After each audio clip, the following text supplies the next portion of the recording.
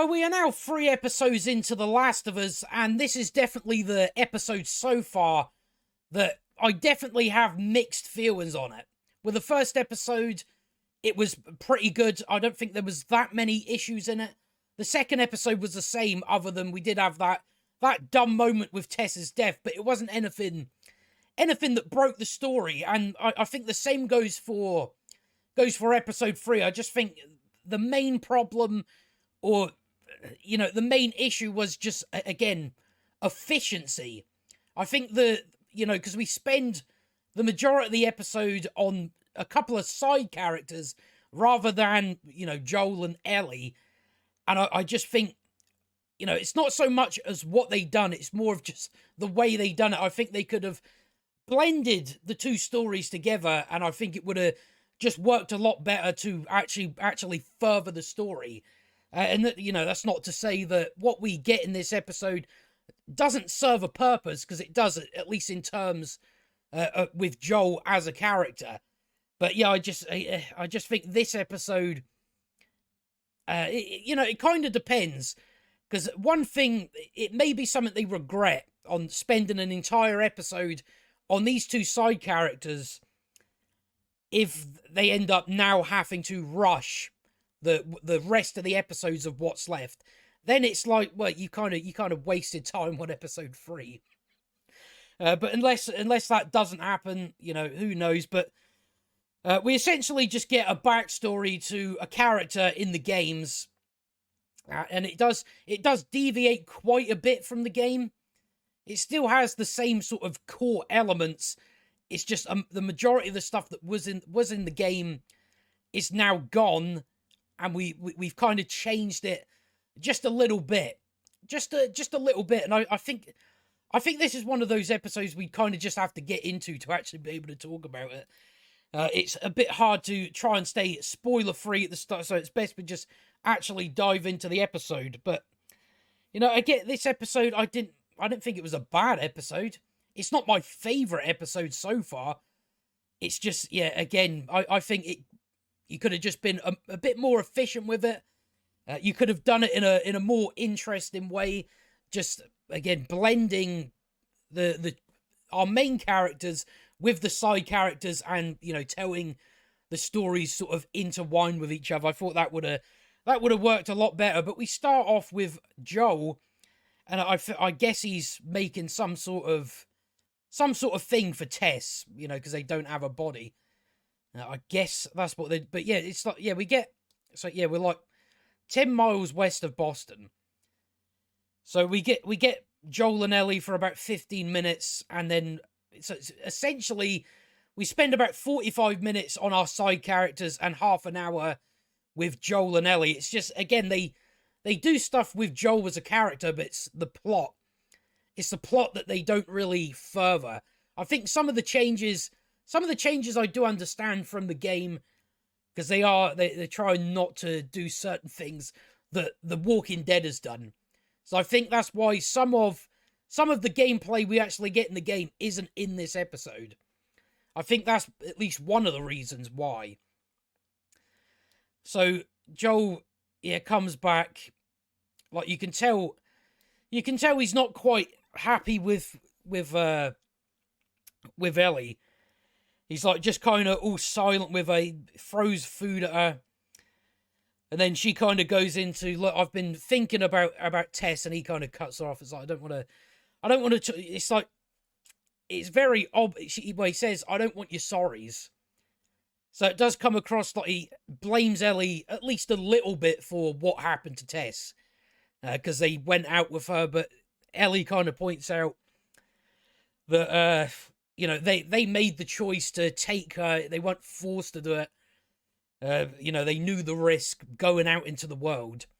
But yeah, I think Joel does kind of blame her a bit to begin with, and after she says that, he's kind of like, yeah, I guess so. So yeah, they're gonna, because they're off to Bill and Frank's, and they say it's like a 5-hour. Ellie says, like, how much longer? 5-hour hike, and she basically just says we can manage that. So it's still, there's no love whatsoever between them. They're kind of just tolerating each other at this point, which again is stuff that they need to do in order, to get to where we need to go. At least with them as their sort of relationship and stuff like that. So we get a bit of a montage of them walking, and you just have Ellie kind of just constantly asking questions, annoying Joel and stuff like that. Yeah, she's like, who are you looking out for? The infected. He says, now the people. So that's what, with the stuff they have put in this first season, they are going to run into problems when they have that second season. It's definitely going to end up turning out exactly the same as what the issues for what happened in the second game. The things they don't account for that happened in the first game, with Joel not being trustworthy of other people. So yeah, they're going into this place because this place, like, they stash things here because they come this way a lot, and it's just in case they're out and about. Sort of if they run out of gear and stuff like that. If they run out of gear on the road, you've still got Ellie trying to get herself a gun. So he's got to look for that, and then Ellie, because as they've shown in this series so far, it's just even the way she got her bite and all that. It's all her character is she's just fucking curious about everything. So she goes down into this bit. I wouldn't fucking do it, but just the way they've shown her so far, it's just, what she does. She's just fucking curious about everything. But she finds like a pack of tampons. And then there's this like infected over there. So yeah, I don't really know what they were going for with this. They just have a cut open his head a bit and then kill him. So I don't really know exactly what they were going for. I guess it's more to learn what to do, I guess. I can only guess that's what they were going for. So yeah, they come across this plane, and then we sort of get the whole story for how this. Why do I always mix up the words and what it is? Just how this virus, the outbreak, which most of which we already know. But yeah, I think they've done it in a way with the past two episodes where they've introduced it sort of bit by bit, and now they just kind of have the whole thing of it. I still don't know about the world ends in a day. I still don't quite think that works. So yeah, we just get the explanation on how the world ended in like one day. So it's just all the stuff we know. The flour and sugar factories in brands that get shipped across the world, and people bought, like sugar and flour. So it's just kind of all that sort of stuff. Yeah, and then they kind of get further along here, and then Joel stops because he doesn't want Ellie to see what's up ahead. So he's already starting to show some sign of, not wanting to see certain things and that. Some sort of care, a little smidge of it. So yeah, she goes along and has a look, and it's just skulls and bones and stuff. So yeah, they're just kind of explaining all the it's more of the world building sort of stuff we're getting. Where yeah, Joel says, oh, some people, because there was a mandatory eviction thing, some people would be told they're going to the QZ, and then they would. They would go to the QZ if there was room. If there wasn't, then they would just execute people. They would just execute people straight away, just essentially not to have the population of the dead or infected go up. Because as Joel says, the dead can't be infected. So I guess they would do that. But yeah, that's all we get with Ellie and Joel. It's just 15 minutes, and then we're into the big section of 45 minutes. I just think with this stuff, I think it would have been a lot better if they just sort of had this stuff as flashbacks.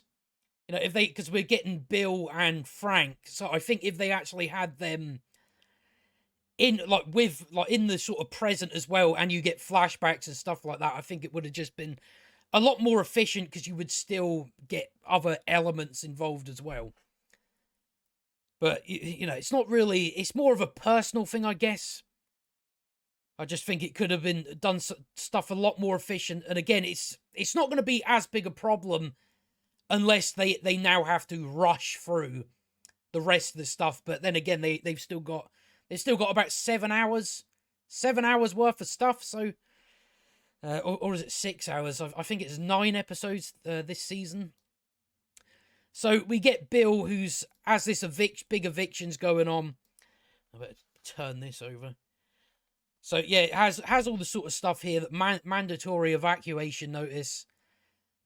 You've got like no choice in the matter whatsoever. So Bill is like in his basement, under his basement, where he's got all his weapons, gear. So it's like in this place. And once they've searched his house and went, and the sort of whole town's gone, then he comes out. Has a little look about, and then we just get a. You know, I quite like the montage of just him setting up this entire town. Just setting traps, building fences, grabbing fuel. I probably will have questions about the fuel later on, I think. There is certain... Because it's like that fuel goes out of fucking date. And this section that we're dealing with is going to span across 20 years. So it's like, I don't know where you've been getting all that other fuel from. I don't know. But I guess later on that you don't really see him use the truck. So, you know, I'm not too sure. So, yeah, we just get a big montage of that, collecting fuel. Just setting up generators and all that sort of stuff. Chickens. So he's just shown as being like a survivalist. Or rather a prepper, as they call him. So you do see some of his traps on like works on these zombies and stuff like that, but that's the only infected you see, and just because it is over the span of 20 years, I'm like, surely you would have had to deal with quite a bit of stuff. But it seems like this place that he's in, this town that he's, you know, set himself up, is just never hassled by the infected or by raiders. We do get a bit of that in the episode, but I'm like, surely it would have happened a lot more. You would imagine word would get about and you'd have people sort of keep trying to get into this place. Because for the majority of the 20 years that he's there, it's, you know, it's essentially paradise. And I'm just like, no one's ever come across this except for, you know, our other guy that's in this episode. So I do kind of question that a bit. But yeah, so far I definitely think they made the right choice of actor for this character. Anyway, he definitely, again, the performances in this episode are really good. I think even Ellie's better in it, but I don't know if that's just because she's barely in it. I don't know. Who knows? So he's just setting up all his traps. And then, yeah, then someone sets it off, and it's, I'm forgetting his, Frank. So he finds this guy that's fallen in the hole, and he's just sort of asking him all the questions, you know, are you infected? Do you have any weapons? Which I'm happy about, because there's so many shows where the character just they've been shown a certain way, and then they just go, nah, we'll just leave your weapons on you. We won't check or anything like that. So I do appreciate that. So he goes out, and it's Frank. So he like I don't know where he got this from. I do not know where he would have got one of these. It's one of the infection scanners that that Fedra use. So I don't know. I don't really know where he would have got one of those from. So yeah, he's just talking to Frank, and Frank's like, listen, I'm starving. Could I just have a meal and I'll be on my way? I won't tell anyone about this place. You know, part of me was like, would you know, with Bill being shown somewhat paranoid from what we've seen so far, would it be that easy for him to let this guy into his place? But yeah, the guy, the Franks just says, "Oh, you already know I'm a shit liar." Because yeah, there was a part in this where he took, he did tell a lie. Um, I think from what I remember. So he does let him in, but yeah, I don't know. I don't know if it does feel a bit rushed that he would just go, yeah, come on. It didn't really take that much convincing. I guess unless there's some sort of ulterior motive, which I think there is, at least in terms of actual Bill.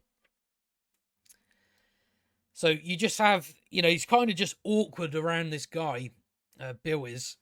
He brings him some clothes where he has a shower, and then they have their dinner.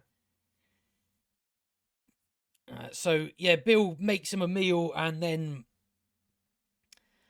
they just sit down. He pours them some wine, and I think it's kind of there where this guy clicks on that. Oh, Bill's gay.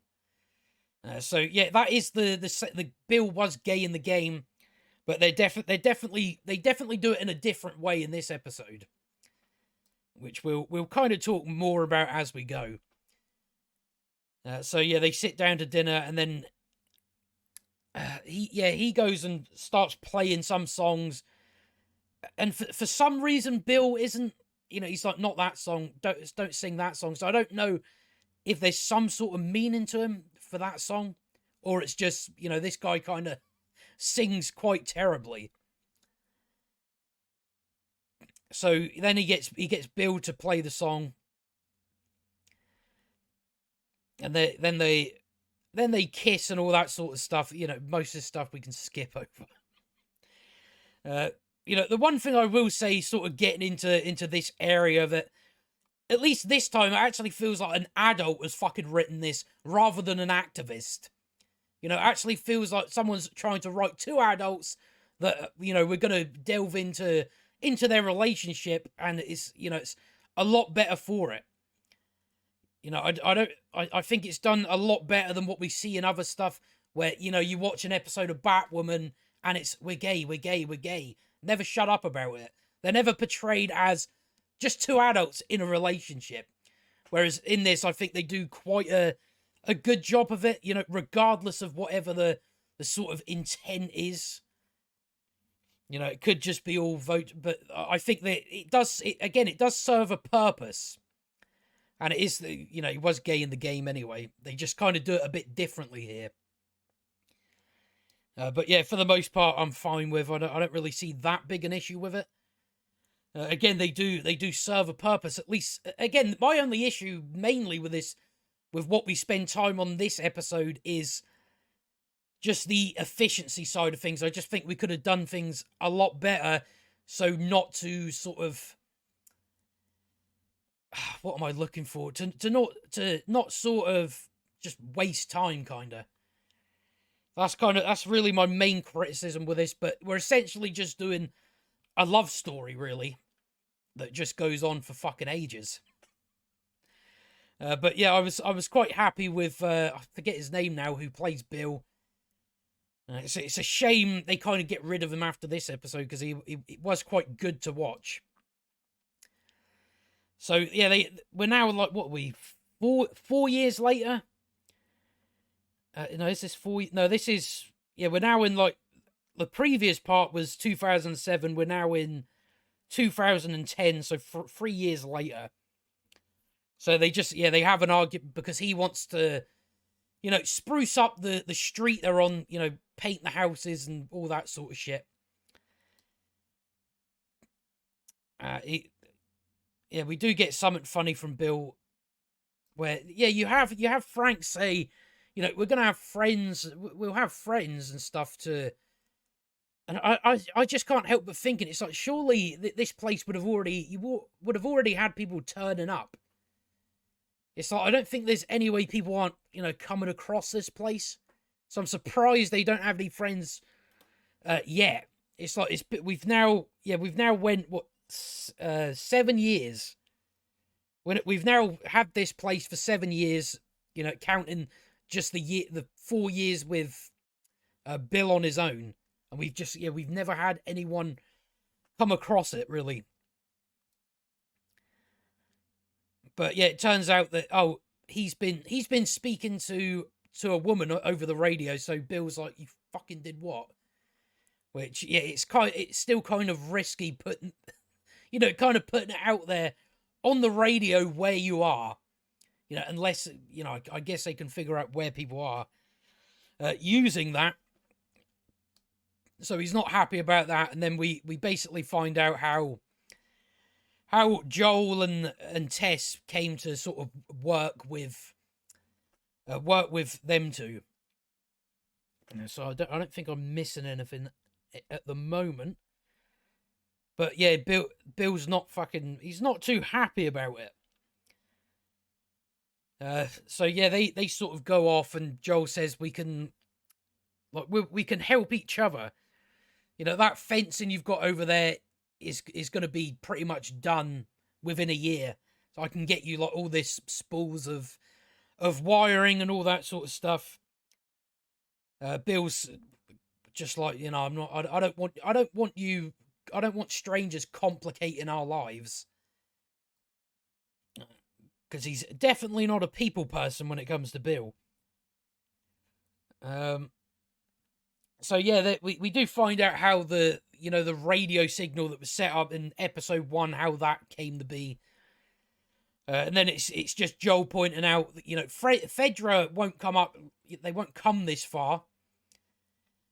But fucking hell, what am I saying? Fedra won't come this far, but eventually there's going to be.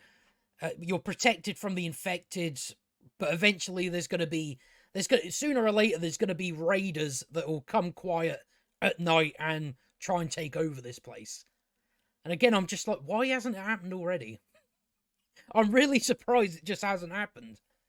So that's kind of where we go next. So yeah, we're now, I think this is 2030, so we're now another 3 years ahead. So they go a sort of run, and it's just, Frank's got traded for strawberries off Tess. So they kind of just, eat some strawberries. And then you finally have people turning up. I'm just like, all this, you've now been here 10 years, and only after 10 years there's now raiders coming up this way.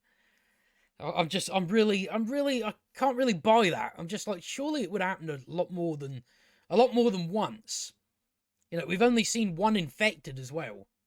I'm just like, I wouldn't imagine to get a horde out here, but I think you would get at least a few, and we've only really seen one. But then again, we've kind of been skipping years anyway, so. But this seems to be the only time where they actually have trouble with raiders. I just think it must happen more than that. I quite like the traps that he set. They're quite creative. Where they set off the traps and it just blows a load of fire at them. So you've got Frank kind of running for a gun. I'm actually only just noticing that drawer that the gun was in. I'm quite glad they established that anyway. So you've got Bill out here just shooting. And I think my only criticism of this part is when Frank starts shouting to him, you then get Bill turns around to stop. It's like, no, there's people fucking shooting at you. don't turn around. So he ends up shot in the sort of just on the side of the stomach. I don't think it goes in his stomach, but it's sort of through his side. So he's like, "Oh, just bring me in here. The fences will finish off the rest of them." So it does come across. He just says, I've left you a list. I've left you extras for, like the house keys. And you need to call Joel. If I don't make it, you need to call Joel so he can take care of you. You can't be on your own. So it's just kind of just having, just the idea there that Bill is, he's protecting, his lover, I guess you would say. His boyfriend. So, yeah, it cuts to black after that, and we're now, what is, I'm trying to remember how many years it was. So, yeah, we're now 10 years later. So we're now caught up to current day. Although I guess it's a few days earlier than where we are with Joel and Ellie. So yeah, you've got the Frank that's in a bad way. I can only guess he's got some sort of terminal cancer that he's been kind of dealing with for quite a while. So you just have them. You, of course, Bill did survive that, but yeah, they do quite a good job at sort of aging them up, I think. So yeah, they go to bed, and then when they wake up in the morning, he's in his chair and he's like, today's my last day." So yeah, we just kind of find out that he's terminally ill, and he's just kind of accepted that yeah, it's over. I'm not really gonna fight it anymore. There wasn't a cure before the outbreak. You know, we're not gonna. There's no chance we're gonna get one now. We're not gonna be able to get an MRI scanner. So he's just kind of accepted that yeah, I think it's just over for me. Um, so he's just like, you know, I want one good last day with you, and we'll get married, and you'll cook dinner, and then later on you'll crush up these pills and put them in my wine and call it a day. So Bill's obviously broken up about this, but yeah, he ends up killing himself as well. So they sort of just they just kind of accept it that they're done. Bill doesn't want to be left alone, so he's just like, I might as well jump in with you. So yeah, they have their dinner and stuff like that, and then they go to bed to be in each other's arms, as they said earlier. So I gave a shit. I did give a shit, so that's a good sign. So that's over, but now we have the rest of the episode where we spend with Ellie and Joel. So it's we basically start off with like 15 minutes of Ellie and Joel, and then about 12 minutes of them at the end of the episode. But this is kind of where we get to the stuff where it's like hold on. Yeah, we get to the stuff where it's like it's like what we have done again has served a purpose. It has served a purpose, at least for Joel, for his motivations.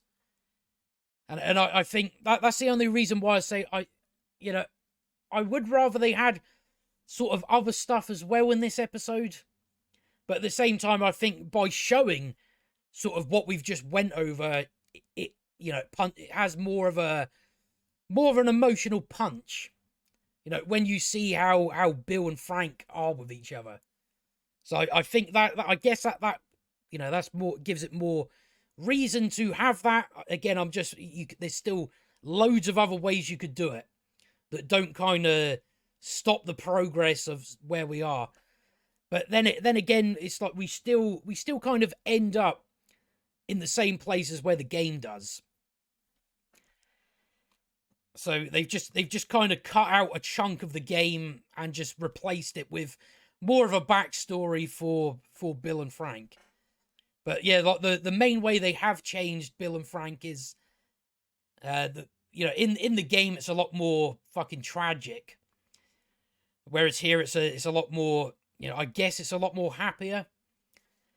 It's essentially, I guess the main thing we're supposed to take away is it's some people can still find some sort of, something good in the world that they live in now. But again, it does serve a purpose from what we've seen. That's why I don't have as big an issue with it because of that. If we didn't have this sort of payoff at the end of it, I think we would have completely wasted fucking time. Again, I would have preferred if they had sort of Ellie and Joel in more of the episode as well. Because there is still a lot more stuff we have to do with them. But they go into Bill's house. He goes knocking on the door, but it's locked. And then Ellie finds a letter that says to whomever, but probably Joel. And it's along with a car key. So we do go over the letter. I don't think I'm missing anything. Um, but yeah, you still have Bill sort of in his sort of the same character, where he's a bit, again, he loves fucking Frank, but people he still hates. So he just says, like, if it was anyone else that found this letter, they wouldn't have made it through, because they'd probably be killed by my fences and stuff like that, and all my traps.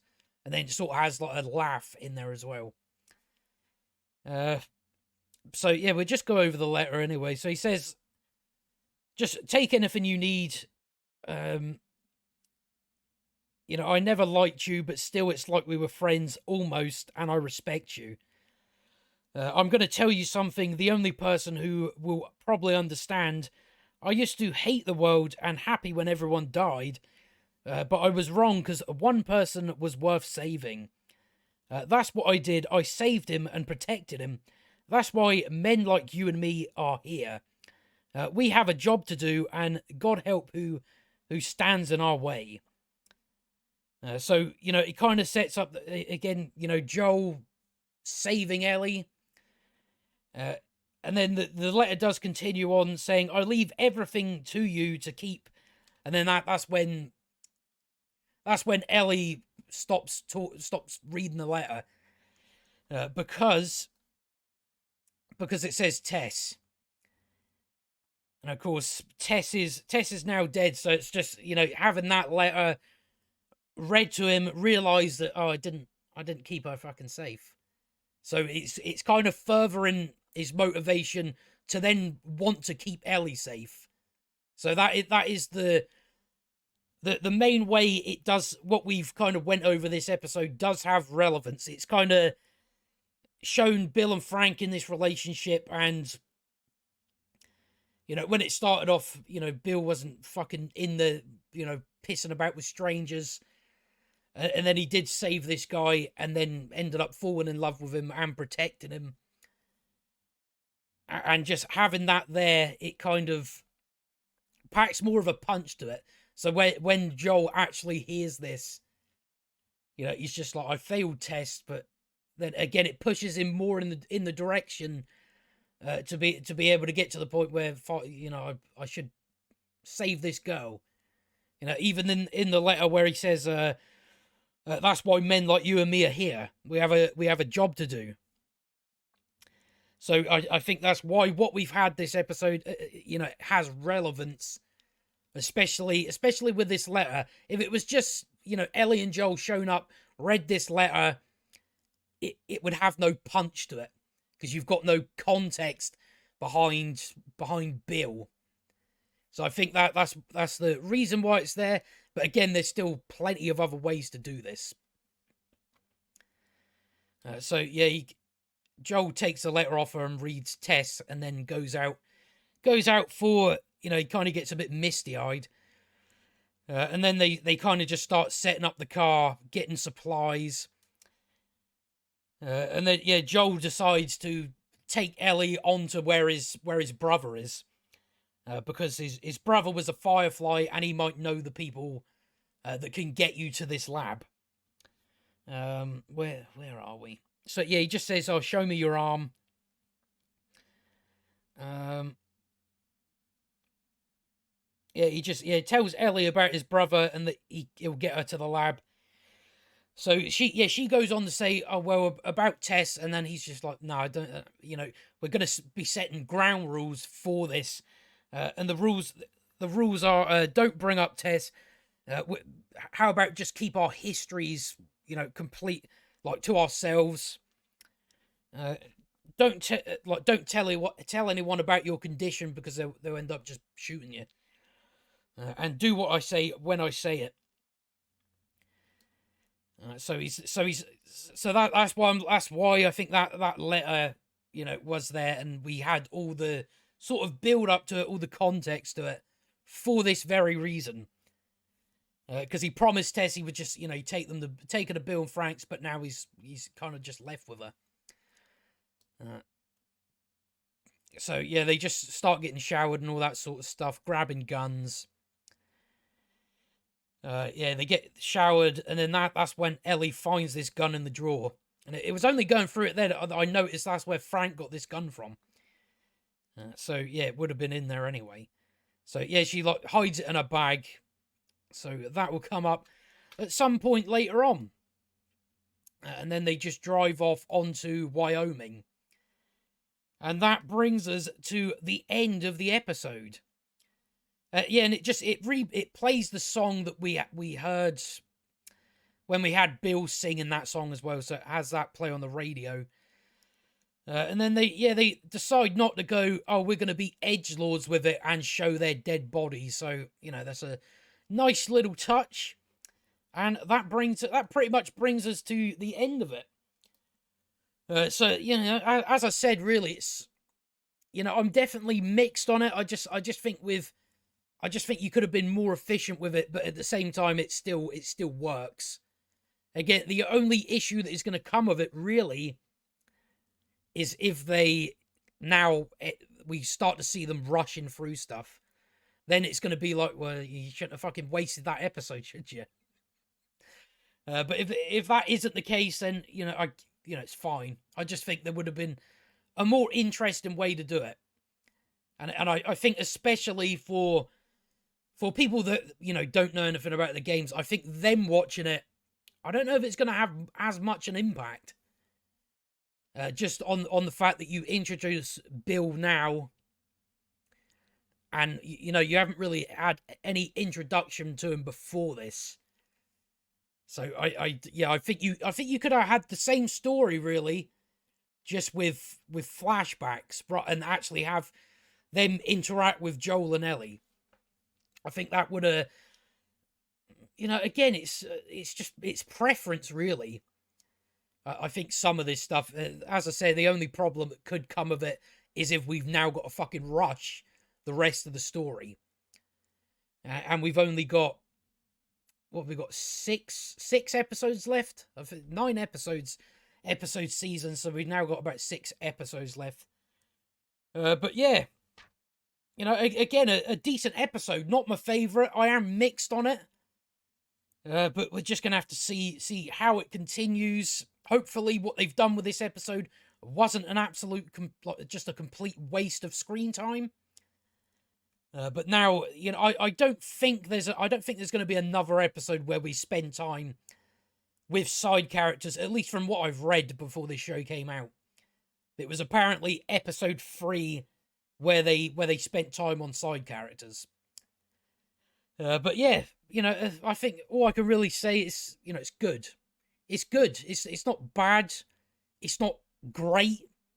Again, it's not great. There's some people trying to, it's the greatest episode of television ever. That's taken it a bit too far. I just think with this show so far, it's sort of baseline good. It's not bad. It's not great. It's just, it's good. It's good. There's nothing shit about it. But yeah, hopefully this hasn't just ended up like a sort of wasted episode. But again, it did what we've done with Bill and Frank. It did serve a purpose for Joel's character, for him kind of motivating himself to then eventually, protect Ellie and save her, and actually sort of come around to her. So it does serve a purpose. It's not just in there because, gay people. Not to say that there's none of that intent behind it. But yeah, I think in context of the actual show, it feels like it's written by an adult. It's not written by Neil Druckmann, so that's probably a good thing. This episode was written by Craig Mazin. I think Craig Mazin has wrote every episode. I think Neil Druckmann has wrote 2 episodes. So he didn't actually write this episode, so that's probably why it feels more like an adult written this rather than an activist. So that's what I will give it credit for that. At least they've actually have a purpose rather than we're just going to gay it up because reasons. They actually have 2 adults in a fucking relationship, and it's not like they're beating you over the head with gay all the time. So That's why I'm surprised it didn't turn into that. Again, it just came across like it was written by an adult and not some Twitter weirdo. But I don't think I've got much else to say about the episode, really. But I'm kind of just taking this show episode by episode, really, seeing what happens, seeing where it goes. But yeah, all roads lead to The Last of Us Part 2, though. That's the only thing about this. So it's just kind of taking it episode by episode. I was kind of going through the game sort of side by side with this, at least for the first episode. And I'm just like, it just makes it fucking harder to actually review something. I'm just trying to do it as, again, what it is on its own merits. It does, again, it deviates it from the game in some places, which, I'm not that bothered by so far. It just depends on how well it's done. How well it's done, what they add to it, it's just down to that, really. But yeah, I'll probably finish off there. And yeah, I don't think I've got anything to sort of sum up, really. But yeah, at least they've kind of just, that they are, setting up Joel for eventually where he goes. Where the story goes and where his and Ellie's relationship goes. Because he's now a bit more motivated to knowing that he's failed tests, so it motivates him more to continue and try and keep this girl safe that he originally just didn't really want anything to do with. So yeah, I'm kind of glad they've done that, but we'll see really if this was a waste of an episode. Hopefully they don't just now rush, but again, you've got like 6 hours. 6 hours, I imagine, because this episode was an hour and 15 minutes. So I imagine we're going to get some like that, some that are like 50 minutes, and others that are like hour 20, something like that. So they shouldn't really have anything in there where it's like, all right, we've got to rush now, but you never know, really. But that is all I've got to say on that episode anyway. So until next time, which should be Monday again, because I'm not working that day, which is good because it means I can just get through it in a day. And we're sorted, but I will see you on the next one.